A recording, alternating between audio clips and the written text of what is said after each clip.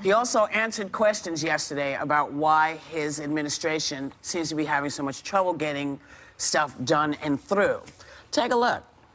I have great relationships with actually many senators, but in particular with most Republican senators. But we're not getting the job done. And I'm not going to blame myself, I'll be honest. They are not getting the job done. We've had health care approved, and then you had a surprise vote by John McCain. We've had other things happen, and they're not getting the job done. Again, I didn't do it. I didn't do it. That's them. Yeah. So his base agrees with him, though. They think he's doing a fine job. They think the politicians are the problem here, don't they? You know, he's like the opposite of Harry Truman, because Harry Truman, the famous quote from Harry Truman was, "The buck stops here," at his desk. This is like the opposite of that. The buck doesn't stop here, stops over there. Well, he also ran on a total deal maker platform, that I'm going to make these great deals. I'm going to cross the aisle. I know how to make the best deals. Well, you can't then just put it off on the party, the Congress, because yes, they do have to own this as well, but you're supposed to be wheeling and dealing. That's what your role is. And he promised us a deal maker, a businessman that would push stuff through. So when it doesn't go through, you say it wasn't my fault. When it does go through, I'm doing great things. You know, you can't have it both ways. Yeah. So. Well, I think, you know, I know we're going to be talking about it tomorrow, but I saw the movie LBJ recently. Oh, a great deal maker. The great deal maker. And what was so fascinating to me about it was that, you know, Kennedy was sort of this show horse, right? He was this good-looking guy.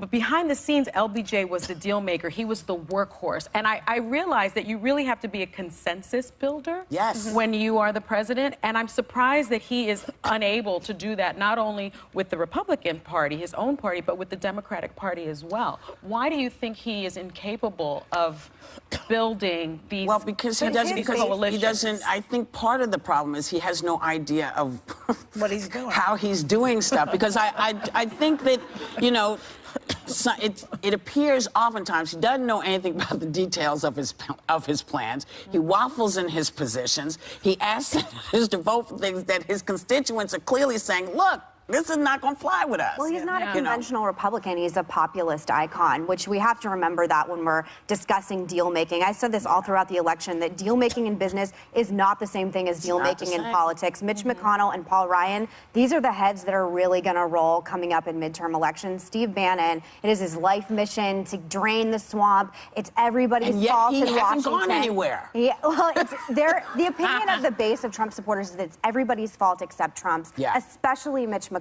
Like, if I were Mitch McConnell, I would probably be a little nervous right now. And it's fascinating to me, like you said, that he made so many large promises in the health care bill that he brought up with my father. That bill was something that Mitch McConnell took a page out of Harry Reid. He was doing this deal in private, trying to ram it through the Senate, wasn't having any amendments, wasn't doing a lot of, you know, whipping up of the votes within the Senate, and it ultimately backfired. And I think until everyone learns to govern traditionally, maybe they'll get voted out of office. It's entirely possible, but this is a Republican Party problem as well that we're not working together. Your dad made a great speech, though, now that I'm thinking about it, when he sat in front of Congress and said, we're not doing our job here.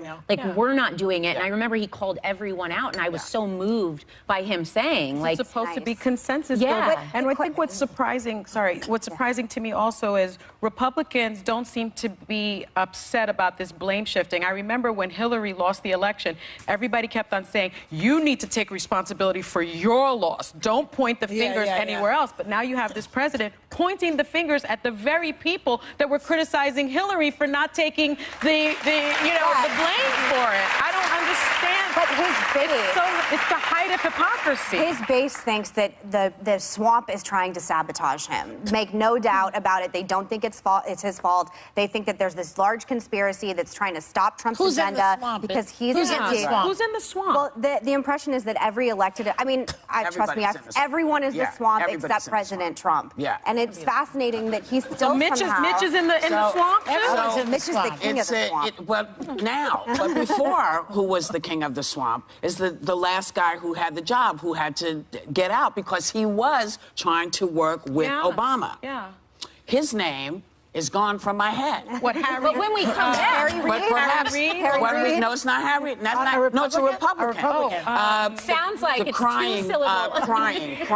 Thank you. John Boehner. John Boehner. Oh, was in the Boehner. swamp He also was, then. but he was a man who tried to work. Remember, Yeah. he tried to work with Obama. Yes. And then he was tried like, peace out, not my problem Yeah, anymore. and then they said, you know, you get out, and now he's out, if and Mitch this was- is what happens. if And you Mitch- can't say anything else because we're going right to break. Because The View is live. Weinstein Catch 22. First, Hollywood was bashed for silence on Harvey. Now they're getting trashed for weighing in. Are they still not getting it? Plus, country queen Dolly Parton's talking about her epic 9 to 5 reunion and flashing back to when she shared the stage with Whoopi. And a brand new View Your Deal that's almost home free. The House of Hot Topics is in session with Whoopi, Sarah Haynes, Joy Behar, Sunny Hostin, and Meghan McCain. Now, let's get things started.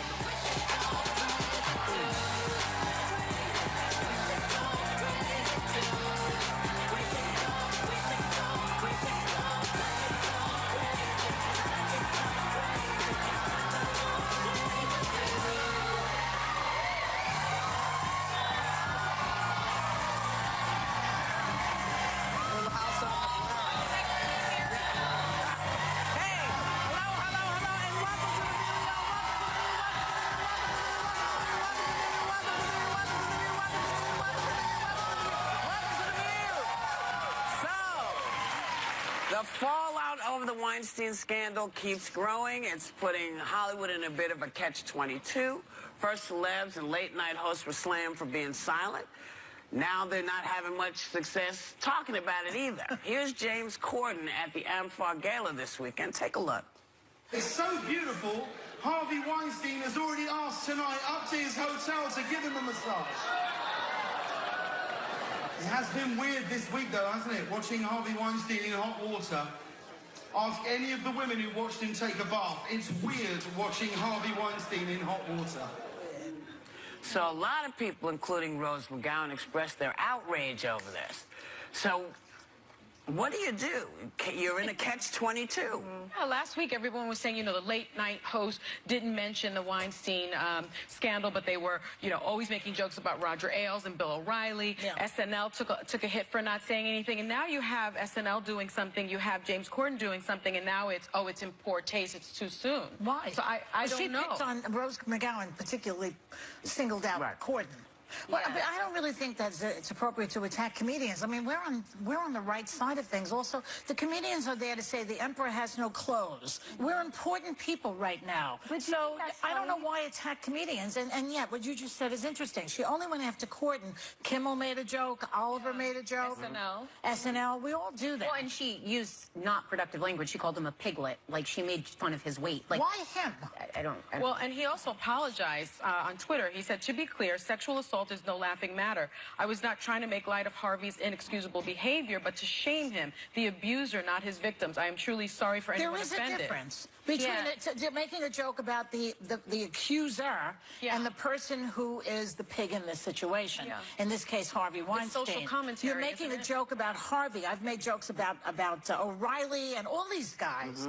And you don't attack the victim. You shoot up, not down, when you're a comic. If you're a good comic. Yeah. And basically, that's what they are doing. They're making jokes about the victims. Well, Do and the you? joke about the night where he goes, the night looks so good. It's a very benign joke because the only human in that is Harvey Weinstein being shamed. Right. There's no, you know, it was. So I thought he even tastefully walked the line of not coming down on. Yeah. And I always say comedians make us laugh in times where we need to more than ever. And like I look for that, you know, those moments. I didn't laugh at it, though. I mean, I think I'm not a comedian, but I've worked with comedians in the past, and I think whether or not you laugh at something will make a difference. I didn't find it funny. I don't agree with what Rose McGowan said in her verbiage, but I didn't think it was funny at all. I did think SNL's was very funny. I laughed out loud at Weekend Update, so maybe that's the So that's differentiation. the trigger. If it's funny, If It's I'm laughing, subjective. then You know, you yeah. have to keep in mind humor is subjective. What makes me laugh may not make you laugh, may make her laugh, may not make her laugh. So you never know. And, you know, James put his toe in the water to try to start that part of it. Yeah. And, you know, listen, you can't have it both ways. You can't kvetch and say, well, why aren't you doing it? And then when folks start doing it, say, well, I like the way you did it. Yeah. It's just, you have to make a decision, because this is not going to stop. This is going to keep going. I noticed in the past that somebody like Rush Limbaugh, who thinks he's a comedian, and, you know, he is a comedian. He's just not a funny comedian. He often makes jokes about the downtrodden. He'll take a shot at somebody who is in a weakened position, and that is really, I think, off limits. And also because you're not a comic. But I think so don't satire try is it. important in all forms of our culture, especially political satire and things like this. But I just know when I watched it, I didn't think it was funny. I kind of groaned at it. Yeah. And I do think there are comedians that are particularly adept at social commentary, Jon Stewart being one of them. And James Corden, he's from England. You know, I freely admit I don't watch his late night show, but I don't think he's been doing it that long. Hysterical. I mean, I love his carpool karaoke. I think he hits the mark more than he misses it. And he's not very pointed. Usually he's also someone that lifts people like it. Yeah. So, But it had Bill Maher or Joy or Whoopi done it, would it have been taken in a different format Well, than him? it depends on who thought it was funny. I mean, you're always subject to who thinks what you're doing is okay. Now, Mayim Bialik also defended an op-ed she wrote about combating sexual harassment, claiming she dresses modestly and doesn't act flirtatiously with men, and that in a perfect world, women should be free to act however they want. But we can't be naive about the culture we live in. Yeah. And now people are accusing her of victim blaming, or is she just mildly ignorant? I think it's ignorant, because I do like a lot of what she writes, and I do believe she did not intentionally mean to shame victims. But this is the part of the narrative that's so dangerous, perpetuating that abuse is about beauty, about sexual intimacy, about sex at all. What you dress. Yeah, about any of that. It has nothing to do with looks. Assault and predatory behavior make no discrimination. They will come after them. The only thing these victims have in common is a powerlessness in the situation. Exactly. And it doesn't matter what you look like. You know, I've said it over and over and over again, and I had to say it when I was dealing with these kinds of cases. I kept on trying, you know, victims oftentimes blame themselves. Maybe if I didn't wear that, or maybe if I didn't go to the room, or maybe this, maybe that. And I often said, this is not about you. This is about him. He wanted to take power from you. This is about power and anger. You did nothing wrong. A lot of times people talk that way because they feel so out of control in the situation. Yes. It's like, oh, maybe They're if I had done blaming this, I wouldn't have happened. To take control of the situation, which is really a fantasy because you don't have it. I was surprised at sort of the tone deafness of her op-ed, because she talked a lot about physical beauty. She basically said, and I'm paraphrasing, you know, I'm just not a 10. I'm not that beautiful, so I have the luxury of not being sexually assaulted. She also said, I have decided that my sexual self is best reserved for private situations with those I'm most intimate with. I dress modestly. I don't act flirtatiously with men as a policy. So you guys don't know me that well. I'm new on the show, but I like to go to Vegas every few months and gamble, and I like to dress the way I like to dress in Vegas. And so what does that mean? Thank you very much. But so if I want to have some bourbon and tie one off and have a good time and flirt with, I mean, that is an invitation for sexual assault. This is clearly for someone who doesn't remember that people are sexually assaulted fully clothed. Yeah. Nuns have been sexually assaulted. Old ladies. It has nothing to do with that. And so I think perhaps because she lives a different kind of life, that's what, for her, everything is based on. But she doesn't, I don't think I think it's ignorant. But I interpret it as shaming people like me. Like if you're flirting with a guy, if you're going out, if you're not dressing modestly, then I'm somehow inviting sexual... Well, if you're I suspect that if you are in a very religious kind of environment... Which she is, I believe. People like us are asking for trouble because we party. But everyone. But oh my God! But let's not judge to religious folks. Sometimes is a hard thing to ask of them. I think it's she had hard good to ask. intentions, but I think it came off ignorant. I've got to read real quickly Mayim's statement. Okay. God forbid I would blame a woman for her assault based on her clothing or behavior. Anyone who knows me and my feminism knows that's absurd and not at all what this piece was about. It's so sad how vicious people are being when I basically live to make things better for women. She didn't mean that. She didn't. No, she that's wasn't why I was trying. saying she may have. I don't know. I mean, she seems so clear in saying, way you know, she it's the feels. way that you dress. I don't know. Again, it what's her may name come said something from. similar. Donna Karen this Donna week. Karen. It may as come well. from where she is. Yeah. I know.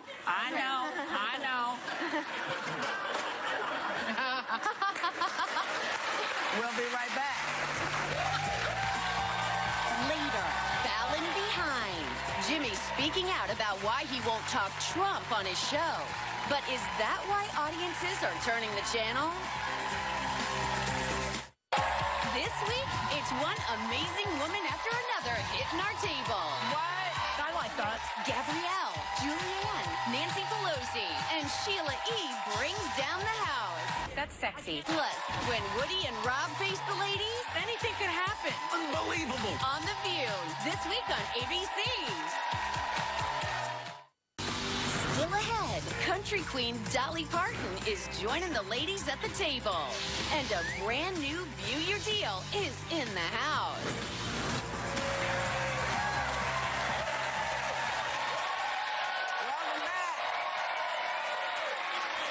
Welcome back. The current White House resident has changed the landscape of late-night comedy, but the two Jimmys, Fallon and Kimmel, have very different ways of handling it. Take a look. Have there been people who've come to you and said, Jimmy, this is working for other people, maybe we should step into the anti-Trump lane and get in on this? It's just not what I do. I think it'd be weird for me to start doing it now. I don't really even, care that much about politics. I want everyone with a television to watch the show, but if they're so turned off by my opinion on health care and gun violence, then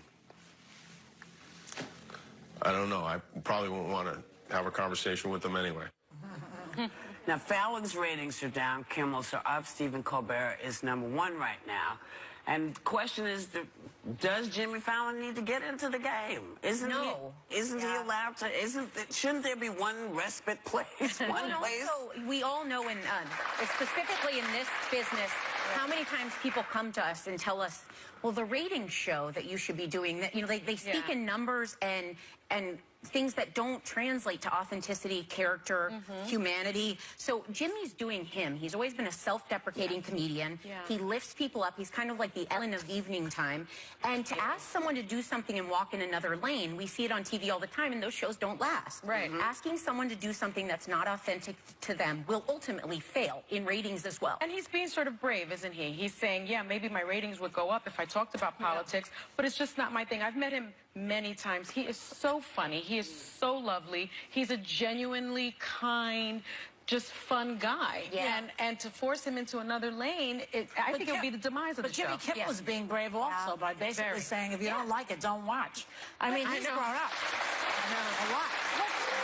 What's so fascinating about Jimmy Kimmel right now for me as a political commentator is that he is such an effective communicator for Democrats right now. And Chuck Schumer actually gave him the talking points for health care when he went on and made that now infamous speech about his son and the health care vote. So it's interesting to me that Democrats, no one's really listening to Democratic leaders, and we're listening to our entertainment hosts in a way that they're just not for Nancy Pelosi. But the quote that he had about, like, if you're an NRA member, I don't know if I really want you. I'm an NRA member. I don't have fangs. I'm not a monster. I just necessarily, but when we're talking about tribalism in politics, this is what I mean. I don't want to not be invited on to watch your show at night because we have different political beliefs, and I wish there was more of a space in the middle for Americans in general where, you know what, we disagree. I'm on this show. We disagree. It's okay. We should try to bridge the divide. He's a single host, so here we can disagree. There, he has nobody to disagree with him. The onus that if you think that, but if you think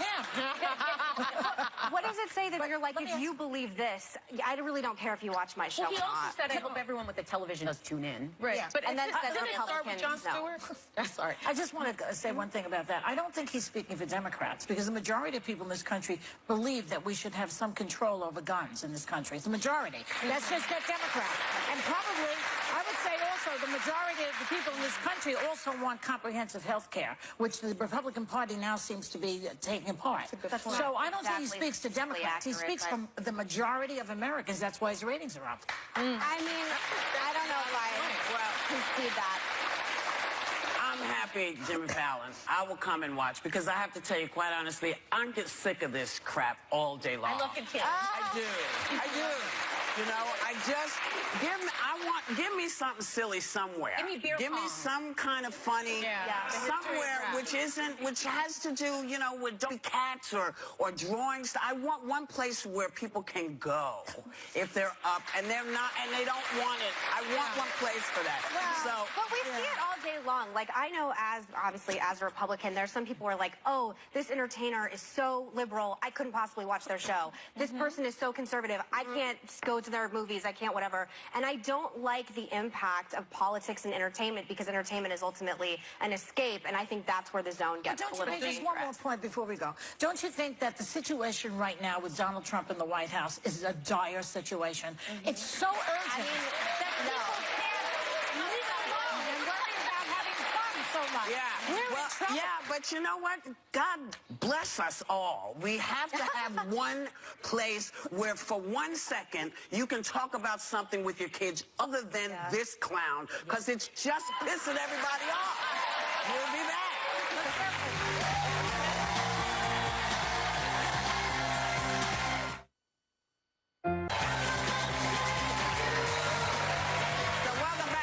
The current administration is still getting slammed for the way it's handling Puerto Rico, not to mention other territories like the Virgin Islands. But you know who didn't do much to help matters when he said this. Take a look. And I went to Puerto Rico and I met with the president of the Virgin Islands. These are people that are incredible people. They've suffered greatly.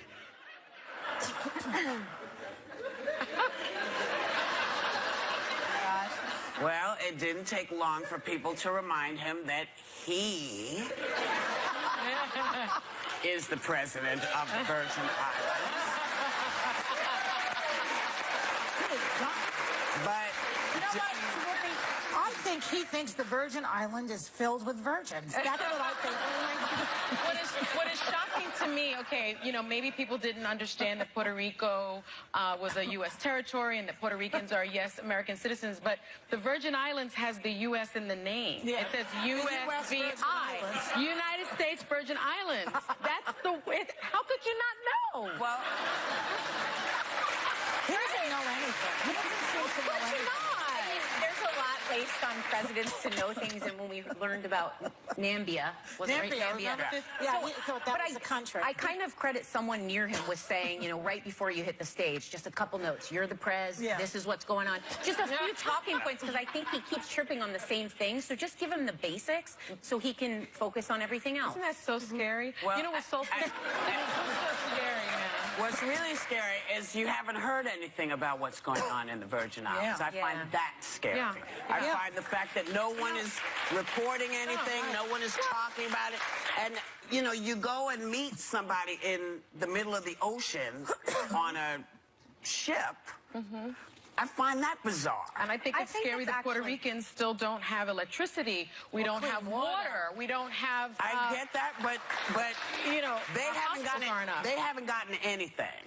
The USVI. Yes. There's some really good correspondents that I actually think have been doing a lot of good reporting on this. What fascinates me about the Trump administration is their complete lack of control of the narrative. And a lot of these wounds are really self-inflicted, the tweets, the gaffes. And I actually think they have better communications team that understands how this is being interpreted by a lot of people. A lot of this jokes and stuff probably wouldn't be happening as much, but their sort of lack of, I wouldn't even say understanding, because there's also a genius to it because his supporters don't care, but have they controlled the narrative a little bit more and controlled his tweeting, we probably wouldn't be joking about You this never heard one stupid remark from Obama for 8 years. He's so smart. This guy is every day there's some stupid remark.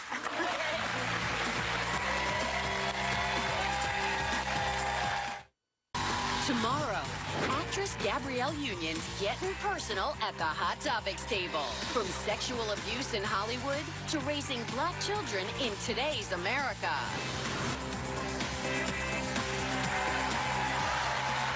Hey, welcome back. Before we get into the next topic, I just want to put out there that the guy in the White House, we had soldiers die in Niger recently. He did not meet the soldiers' planes with them, and he hasn't mentioned it. Also, the fires in California. He has not made one mention about the fires in California. Now, look, dude. If you're going to try to keep this job, you really got to get on top of your stuff. Because I know how intense you were about Benghazi. Oh, yeah. Maybe you need to step up your game as well. Let's go to something different. Pink. I don't know why I said Pink like that. I'm not Pink, but Pink has always been very honest about ups and downs of her 11-year marriage to Carey Hart. And she recently admitted that there were times they go a year without having sex. Gosh. First of all, they're both gorgeous and in incredibly good physical shape. So if they're going to go a year without having sex, then I don't really know if my future marriage, whenever that is there any hope for me as well? But a year seems like a really long time not to have sex with someone. And I believe that sex is, if you're in a monogamous consensual relationship, is a barometer how things are going. So if you're not having sex for a year, it seems kind of like maybe no bueno. If only people in good shape had sex, where are all these people out of shape coming from? They're everywhere. She made a great point about marriage that resonated with me, though. She was very open about saying someday she looks at her husband and she's like, we have nothing in common. Why did I pick you? Like, what is going on? And then she's like, a week passes and I'm like, baby, I love you. And I thought it's nice to hear other people go through that. I was surprised at the year, though, because I think you're right. It is somewhat of a barometer, and if you don't have that intimacy, that connection, that could be a problem. Well, they're not saying they don't have intimacy. They're just saying they didn't, you know, they're saying we didn't, you know. Now, she could be going through the change. He could be going through a change. You know, you don't always, well, you know, you go through the change, you just like, get off me, it's hot. You know? So there could be all kinds of reasons that they weren't getting it on for a year. Yeah. It happens. We'll be right back. Hi, this is Dolly, and I can't wait to join the ladies on The View. We always have a great time. Don't you miss us. Come on! You know this is the only place in daytime dishing out the hottest topics. Give me some credit. I'm a tough chick. This is why you need women running the world. People want change. You're right. You're right. Oh, joy! That went too far, I guess. So grab your phone and join the conversation. I'd love to see that. And don't miss The View on ABC.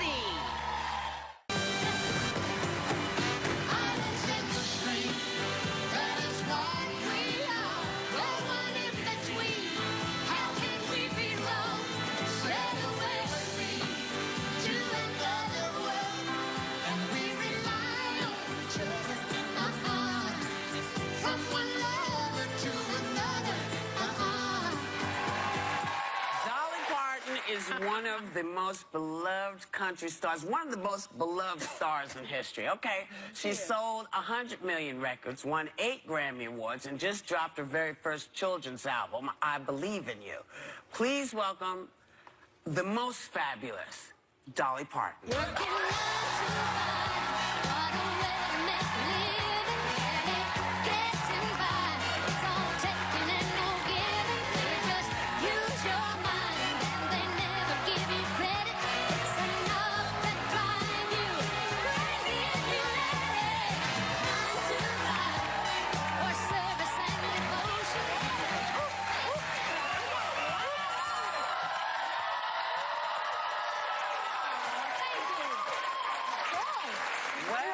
Special. As well you should. Now, that was 9 to 5, your hit. Last month, you reunited with the co-stars from the movie, Jane and Lily, at the Emmys, and you got a standing ovation. Was it the first time in ages that y'all had actually been together? Well, actually, we see each other every now and then. I do charities for them. They do charities for me now and then. But that's the first time that we'd been together on a big screen like that since the movie. And we kind of walked out the way we did in the movie, me in the middle, them on each side. And we were thrilled to death we got a standing ovation. Yeah. So it was great. Someone else we go way back with. is Miss Whoopi over here. She appeared in an episode of your variety show Dolly in 1987. I vaguely remember that, do you? I mean, we have a clip. Yeah, what did we do? Let's see.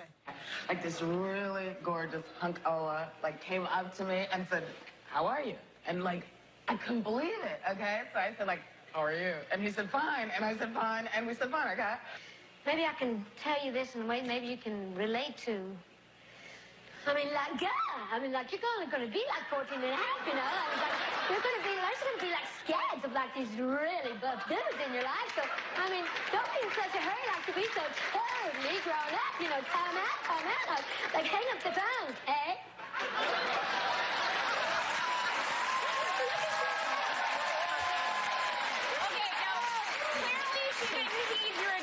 Because Valley Girl is still here.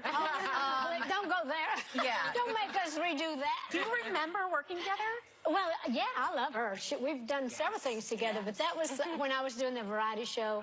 We were trying to do things that we thought were good, and for me to do some different things, and I don't know if that was good or not. Your part was cute.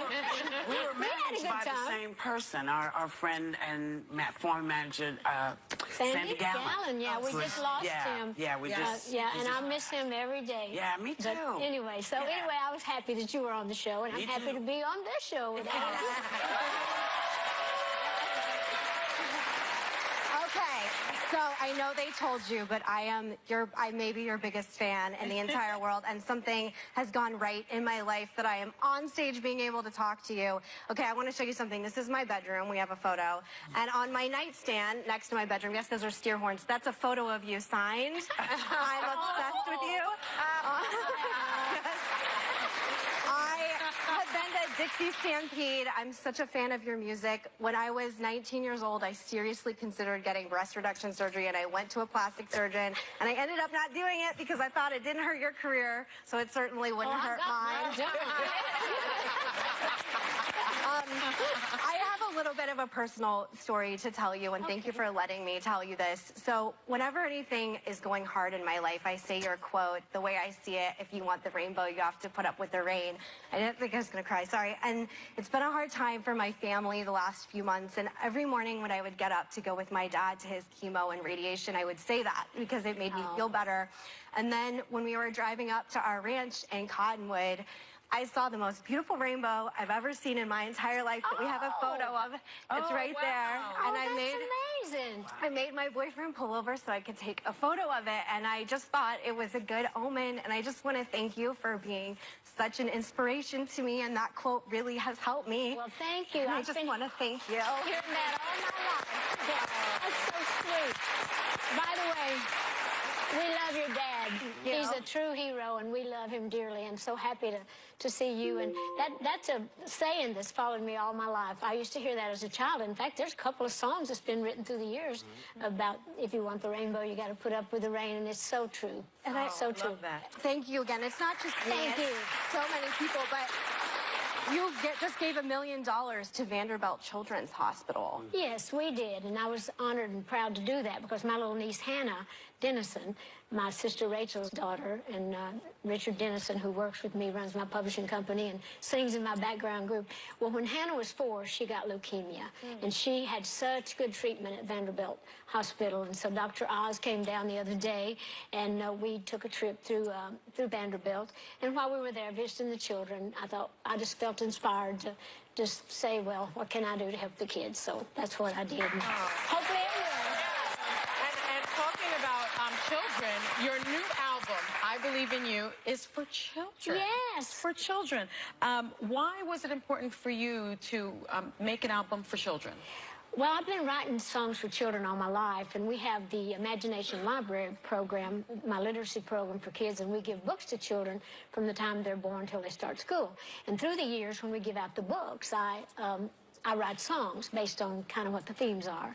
And so I accumulated all these songs, and then when Coat of Many Colors, the 2 movies I did this past couple of years, did so well, we got a lot of new kid fans.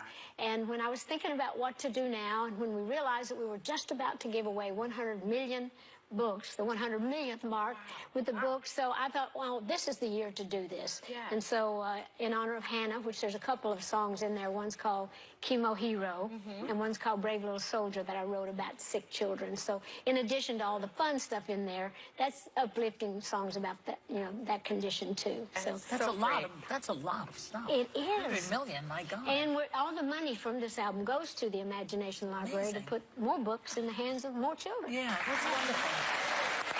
It's great work. So, on another subject, your goddaughter, Miley Cyrus, is your goddaughter, and she and Jimmy Fallon recently did a recreation of Islands in the Stream. It was good, too. Was it good? Oh, well, yeah, we're playing it now.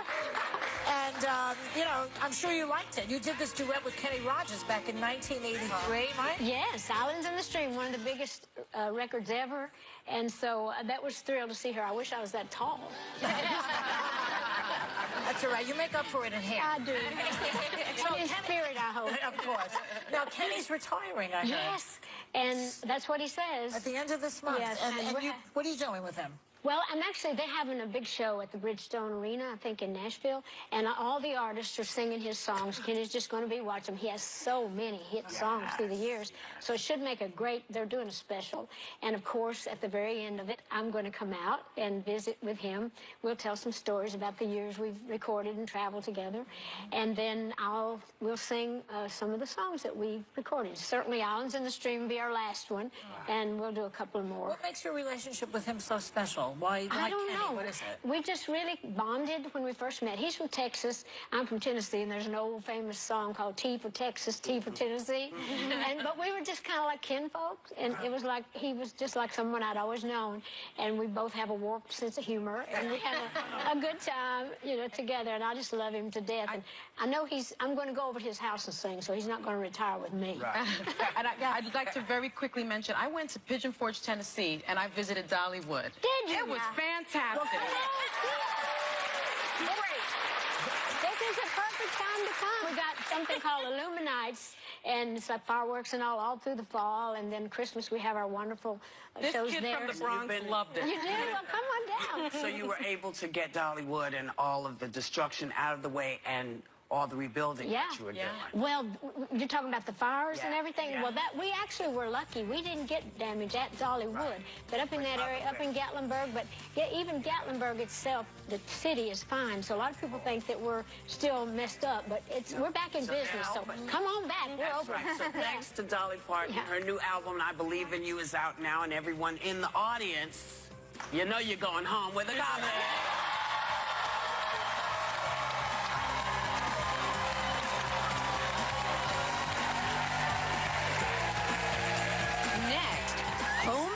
On View Your Deal. We partnered with vendors for at least half off awesome items for every room in your crib.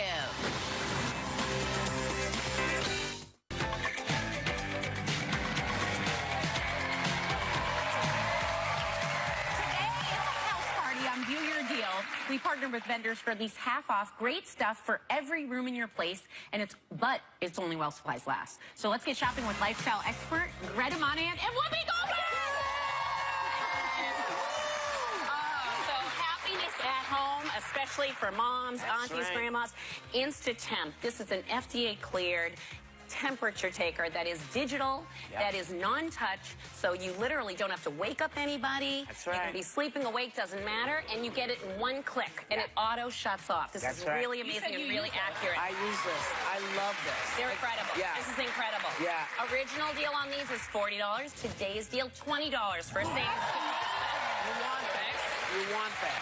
Kelvin Tools. So this is the ultimate. The Kevin tool. It's the Kelvin. Kelvin My Tool. Ultimate all-in-one. So there's 36 tools in this, you guys. It's amazing because it fits into a kitchen drawer. It's stealth and I feel like small. Bob the Builder. I don't even know what Great to for do with students this. to seniors. It's hanging also- pictures. Look, oh, wow.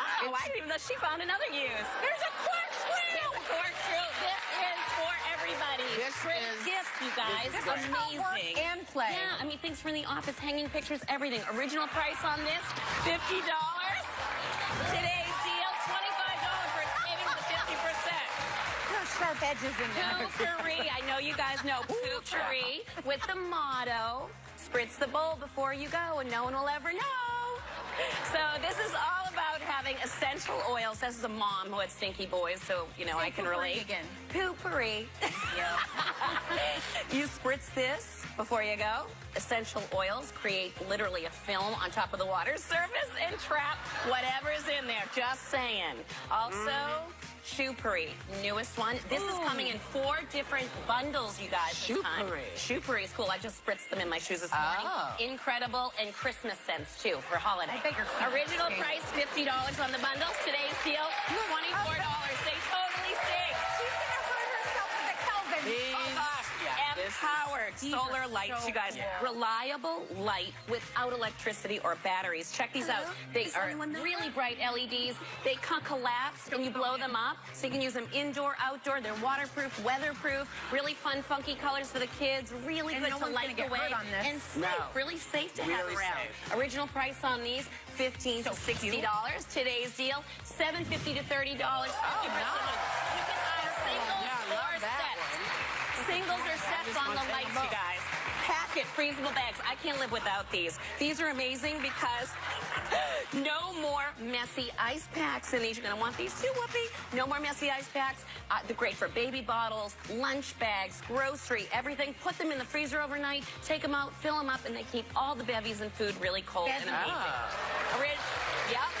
I mean, original price on these guys, $15 to $30. Today's deal, $7.50 to $15. Savings of 50%. So excited about this. Oh, she's doing it. Corduroy. Convertible bean bags. Convertible bean bags, you guys. This is a 2-in-1 bean bag lounge chair in bed-in size. Comes in 3 different sizes. Full, queen, This is or so king. comfortable. For the kids, holidays, you got to plan ahead. For the This is an kids, amazing I'm one. not sharing And this. feel this, you guys. It's so This is cute. Faux fur, amazing. chenille, all these amazing fabrics that are yummy. Original price on these guys, $110 to $380. Today's deal, $55 to $190. Look, if I get down, I'm not getting up. And just- You have 24 hours to grab any of these exclusive deals. Join me, Whoopi, at DoYourDeal.com, and members of the audience are going home with a solar light.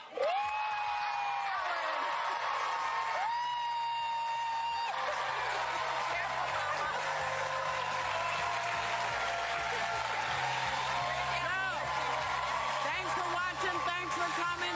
We want everybody to have a great day and take a little time to enjoy whatever view you happen upon. That's why I didn't get down.